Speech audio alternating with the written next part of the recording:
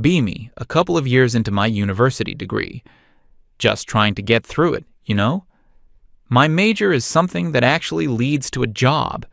Think numbers, concrete facts, things that are either right or wrong. I like it that way. Simple.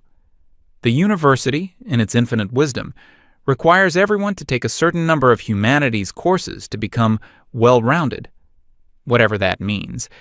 It just feels like a way to make you pay for more classes you don't need. I scroll through the course catalog looking for the path of least resistance. Found a course called Introduction to Modern Social Structures. Sounds harmless enough. Probably talk about governments and economies. Easy A, I figured. That was my first mistake. My friend, let's call him Scott, signed up for it too. We were in the same boat, just wanted to check a box and move on. First day of class. We walk into the lecture hall and find a spot in the back. The room is about 60% female, which is pretty standard for these types of classes. The professor walks in, a woman in her mid-40s. She has that look, the one that says she's deeply disappointed in the world, and it's somehow your personal fault. She introduces herself in the course. Within the first 5 minutes, it's clear this isn't going to be about governments or economies. The entire lecture is about power dynamics and systemic inequity. Every other sentence contains the phrase, toxic masculinity. Scott and I just look at each other. We knew right then we had made a terrible mistake. She has this way of talking where she splits the world into two teams. No nuance, no middle ground. You're either with her or you're part of the problem. The girls in the front rows are nodding along, taking vigorous notes. A few of them look back at the guys in the room with this look of pity and accusation.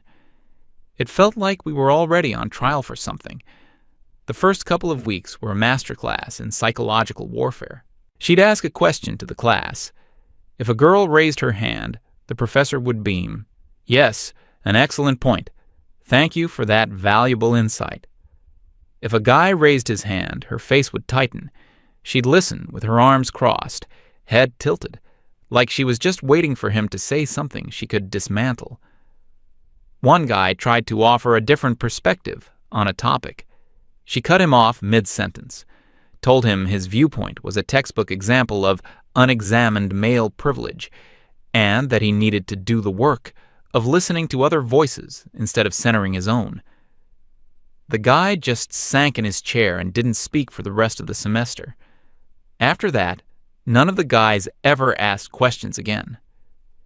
We learned the rules of the game: stay silent, be invisible. Scott and I would just sit in the back and text each other, making fun of the buzzwords. It was our only way to stay sane. She made it clear that your grade wasn't just about what you knew, but about whether you understood her perspective, which really just meant agreeing with her, loudly and often.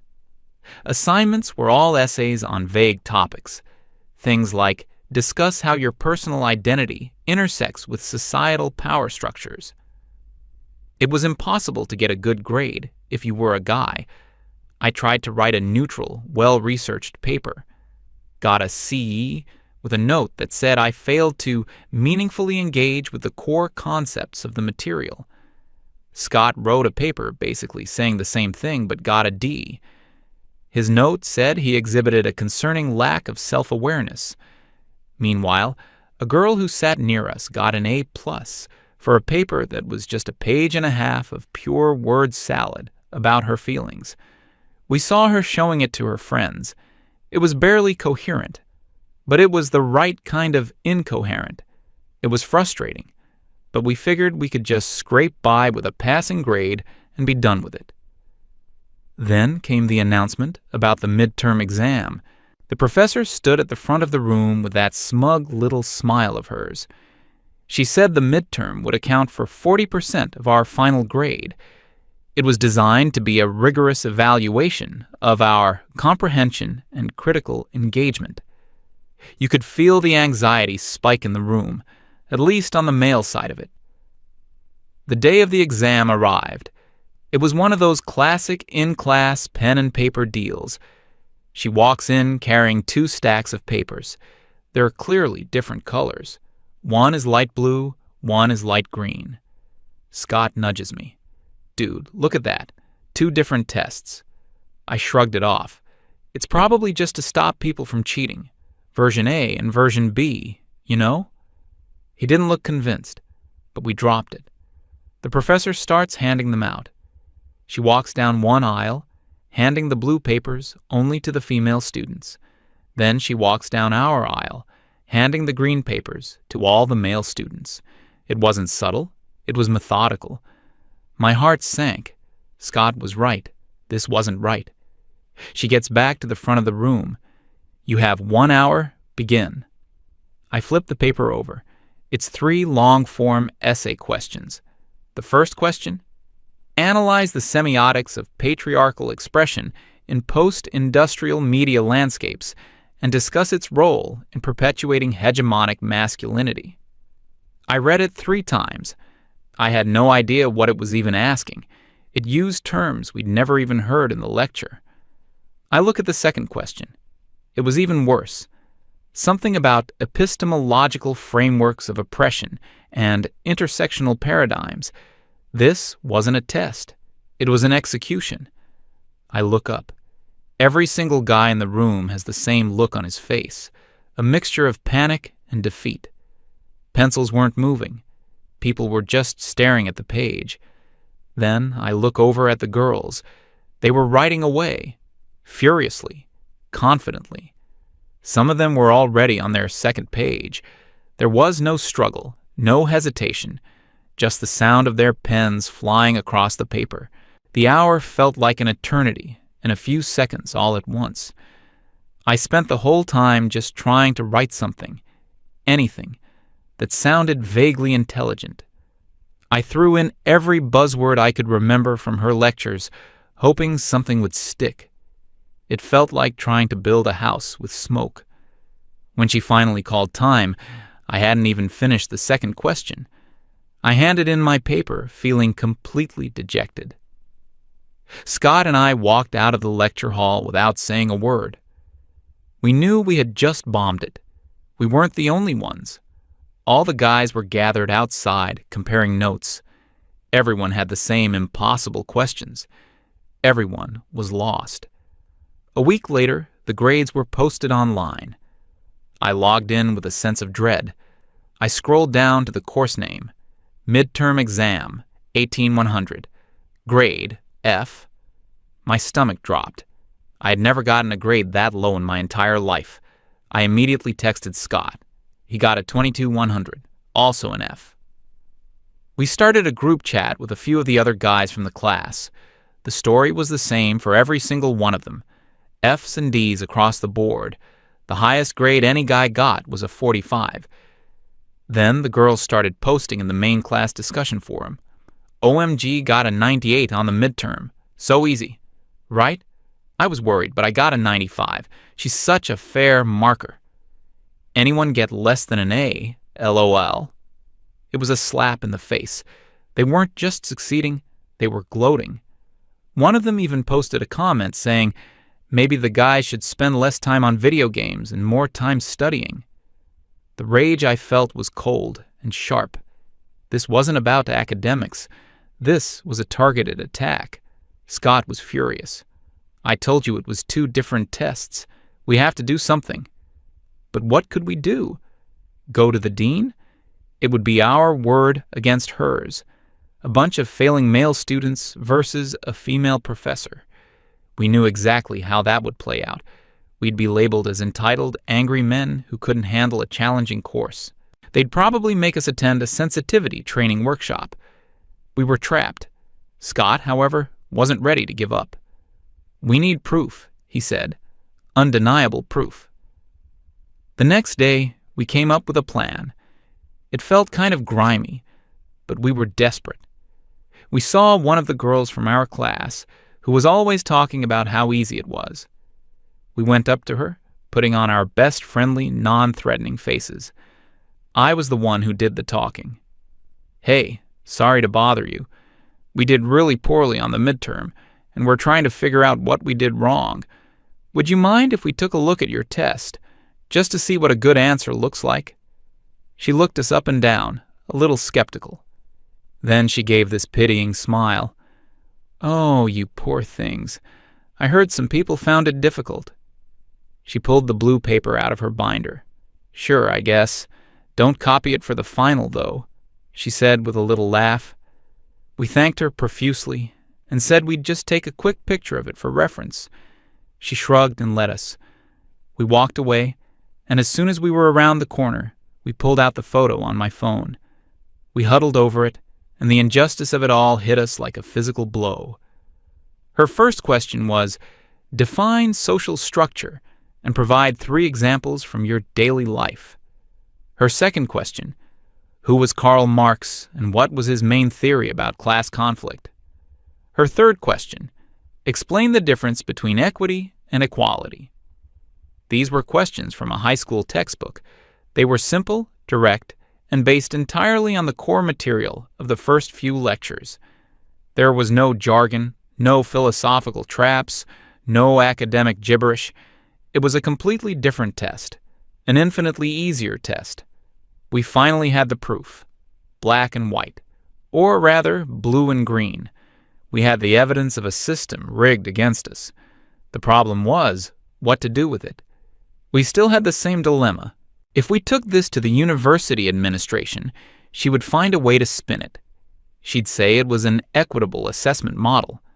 She'd claim she was using differentiated instruction to challenge different groups of students appropriately. She'd bury them in academic jargon and social justice rhetoric until they just gave up. And we would still be the bad guys. Frustrated, we decided on a direct and probably stupid approach. We decided to confront her ourselves. We looked up her office hours, Tuesday afternoon. We walked to her office, hearts pounding. We felt like we were walking into the lion's den. Her door was open. She was sitting at her desk, typing away. A couple of her star female students were sitting in the chairs opposite her, chatting with her like old friends. We knocked on the doorframe. She looked up, and the smile on her face vanished the second she saw us. It was replaced by a look of profound annoyance.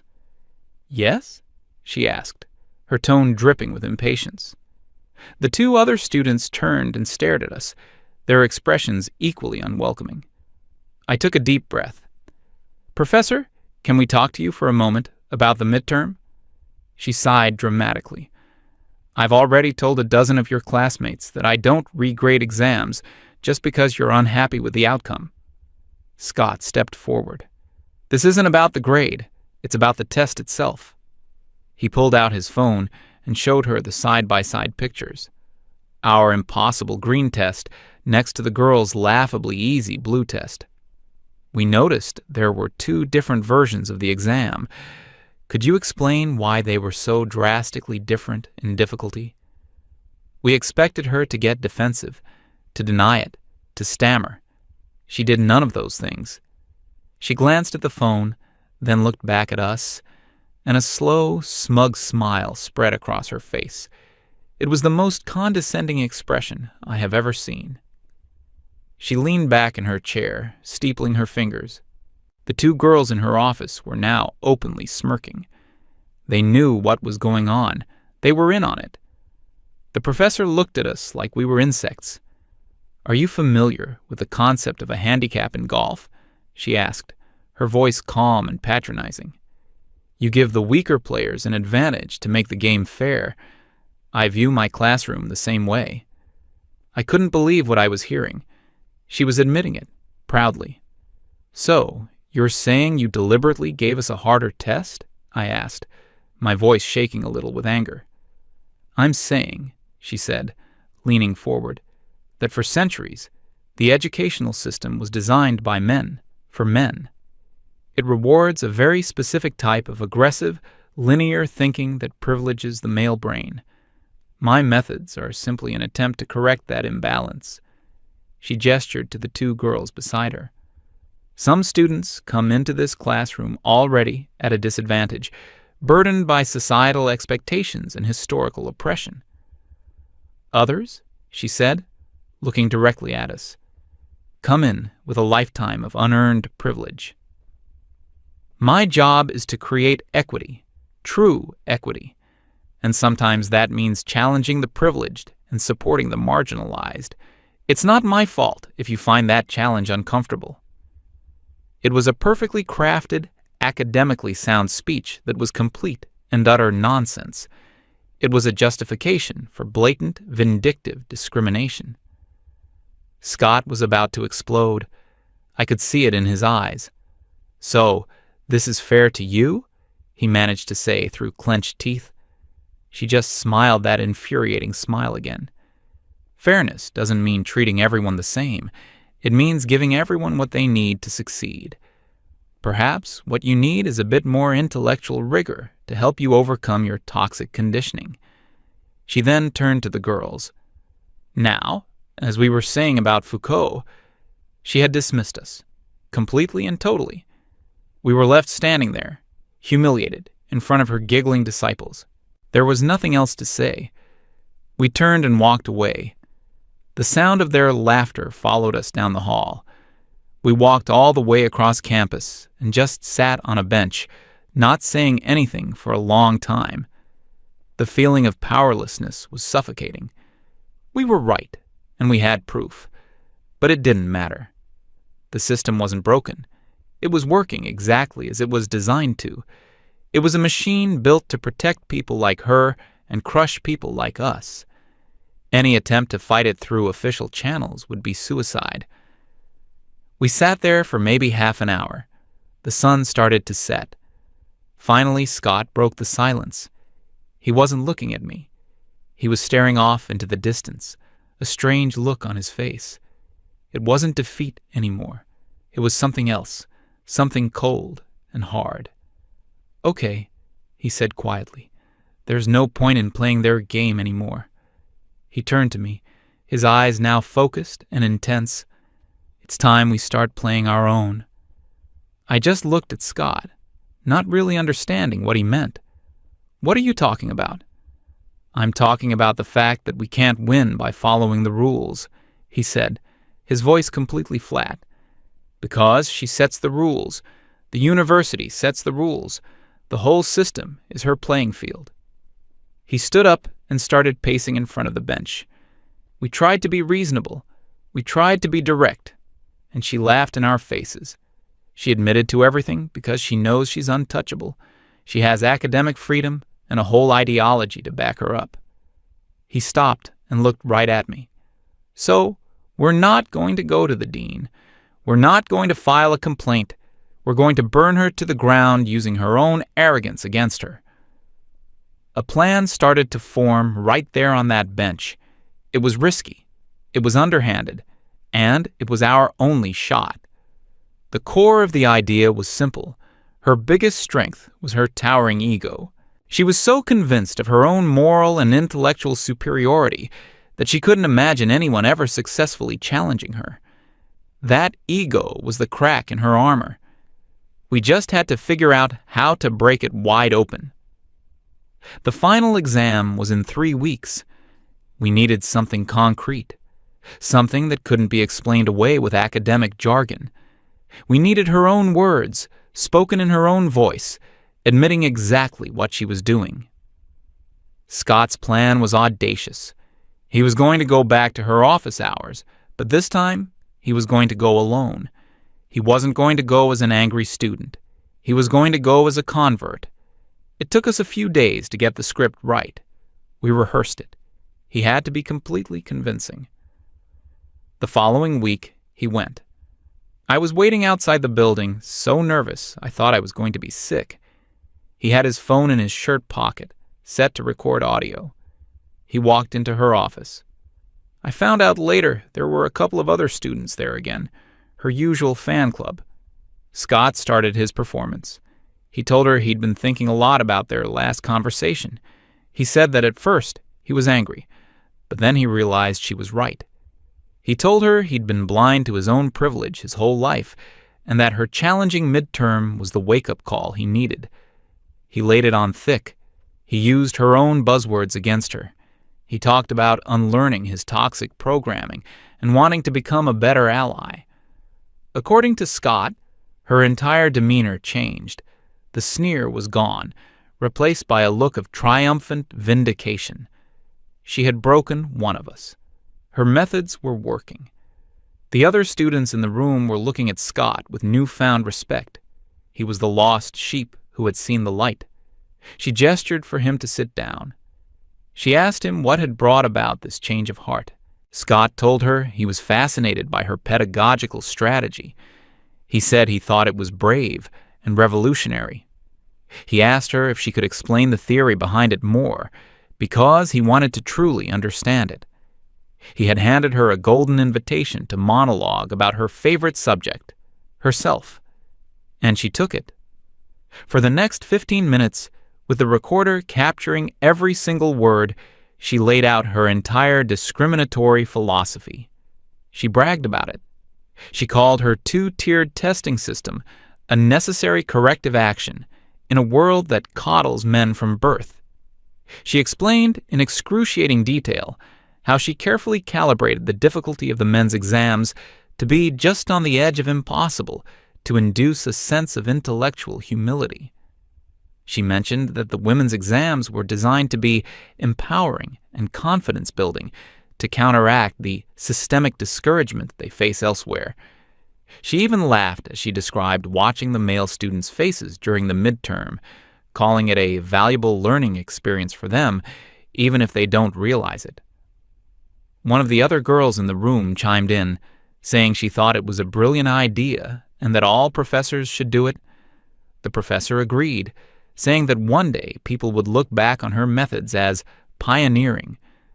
Scott just sat there, nodding along, asking an occasional question to keep her talking. He played his part perfectly. When she was done, he thanked her, saying she had given him so much to think about.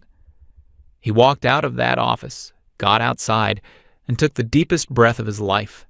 He met me, and we walked back to my apartment without saying a word. We sat down, he took out his phone, and he hit play. We listened to the entire recording. It was worse than we could have ever imagined. It was a 15-minute crystal-clear confession filled with arrogance and contempt. It was our weapon. We didn't act immediately. We waited. We knew timing was everything. We spent the next week just going through the motions, attending her class, keeping our heads down.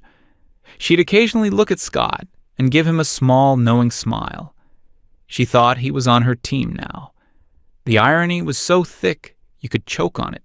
The night before the final exam, the entire university was on edge, everyone cramming for their tests. That's when we decided to strike. We created a throwaway email address and a burner account on every social media platform we could think of. We drafted a post. It was simple, direct, and factual. Subject: Evidence of systematic discrimination in course name. The body of the post was just a few lines. For anyone who has taken this course, here is proof of the professor's grading practices. Attached are 2 files. The first is a side-by-side comparison of the midterm exams given to male and female students. The second is an audio recording of the professor explaining her methods in her own words. We attached the picture of the 2 exams, also MP3 file. Then we hit send. We posted it on the university's main subreddit. We posted it on the student-run Facebook pages. We sent it to the campus newspaper. We sent it to a few online blogs that we knew would be very interested in this kind of story. And then we shut my laptop, turned off our phones, and went to bed. The next morning, I woke up and the world had changed. When I turned on my phone, it was immediately overwhelmed with notifications. The story was everywhere. The subreddit post had thousands of upvotes and hundreds of comments. Guys from previous years were coming out of the woodwork, sharing their own horror stories from her classes. I thought I was just stupid. This explains everything. She failed me on a paper because I quoted a male author. She said his perspective was irrelevant. My GPA took a permanent hit because of this class. I'm so glad someone finally exposed her. The Facebook posts were being shared by the thousands. Parents were commenting, outraged. Alumni were commenting, disgusted. By mid-morning, the campus newspaper had run a front-page story on it. The audio file was the kill shot. No one could argue with it. There was no ambiguity. It was a direct, proud confession of discrimination. We went to take the final exam. It was supposed to start at 9 a.m. We get to the lecture hall, and there's a crowd of students outside, all talking. The air is buzzing. The professor is nowhere to be seen. A few minutes later, the department head, a flustered-looking man in a rumpled suit, shows up. He announces that due to unforeseen circumstances, the final exam has been canceled. A huge cheer went up from the crowd. He then announced that the university was launching a full and immediate investigation into the allegations. He looked terrified. The university's PR machine was in full meltdown. The fallout was swift and brutal. The story got picked up by local news, then national news outlets. It became a case study in academic malpractice. The professor was immediately placed on administrative leave. She released a statement through her lawyer claiming the recording was taken out of context and that her methods were academically sound and pedagogically justified. Nobody bought it. The audio was too damning. A week later, we got an email from the university registrar. It stated that due to the extraordinary circumstances, all grades for our class for that semester were being retroactively changed. Every single student was given a pass grade, which would not affect our GPAs. It was a total victory. We didn't have to suffer for her insanity. 2 weeks after that, the university quietly updated its faculty directory. Her name was gone. Her profile page was a 404 error. An internal email later confirmed that she had been separated from the university. She was fired. Scott and I went out for a beer that night to celebrate. We sat at a table, not really saying much. It was surreal. We had been two guys, backed into a corner, with a system designed to ignore us. We had no power, no authority, no one on our side. But we had the truth, and we had a plan. We saw firsthand that these people, who act so high and mighty, so untouchable, are often just bullies with a fancy vocabulary. Their ideology is a house of cards, and all it takes is one good push to bring the whole thing down. The best part was, she never knew it was us. We were just two more faces in the crowd. To her, we were just a couple of the dumb, privileged boys she held in such contempt. She never realized that those same boys were the ones who orchestrated her downfall. And that, I think, is the most satisfying justice of all.